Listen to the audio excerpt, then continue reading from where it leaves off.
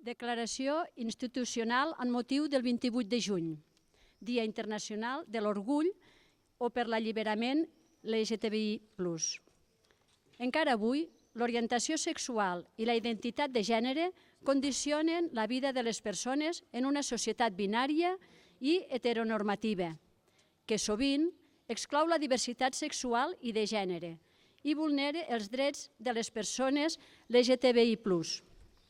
Per això, el 28 de juny reivindiquem el dret de les persones a ser com vulguin ser i a poder viure la seva identitat amb plenitud en totes les etapes de la vida, sense haver de patir desigualtats, discriminacions o violències.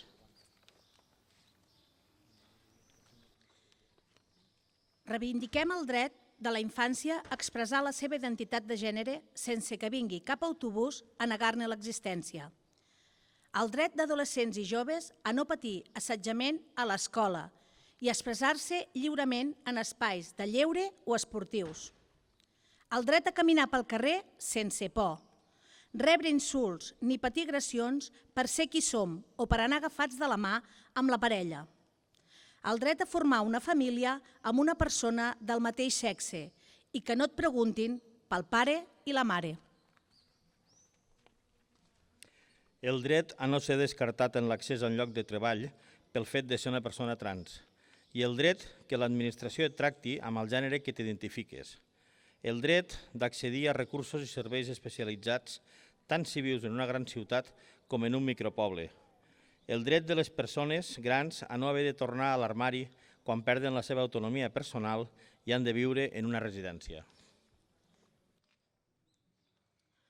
Uns drets que són fruit de molts anys de lluites i que s'han de defensar dia a dia i des de tots els àmbits, seguint el fil vermell de les persones LGBTI+, que el 1969 van liderar la revolta de Stonewall, fartes de la repressió policial i de l'exclusió social que patien.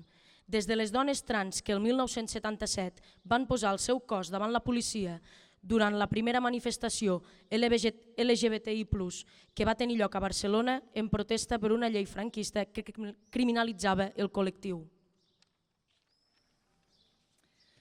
Del moviment associatiu, que durant la dècada dels 80 i els 90 va impulsar campanyes d'educació sexual per a tota la població per aturar l'UVIH, o de les entitats que han persistit durant anys fins a aconseguir l'aprovació de lleis d'igualtat i combatre l'LGBTI-fòbia en tots els àmbits de la societat. Totes aquestes lluites han fet de Catalunya un país capdavanter en la lluita a favor de la justícia i els drets humans. Uns drets que des dels poders públics s'han de preservar, a partir del desplegament de les lleis d'igualtat i de polítiques públiques que garanteixin l'accés de totes les persones als recursos i serveis a tot el territori, tal com fem des de la xarxa de serveis d'atenció integral LGBTI, SAI, recentment reconeguda per la Comissió Europea amb el Premi Capitals Europees a la Inclusió i la Diversitat. Uns drets que han d'interpel·lar el conjunt de la societat perquè s'exerceixin i es defensin de manera col·lectiva. Moltes gràcies.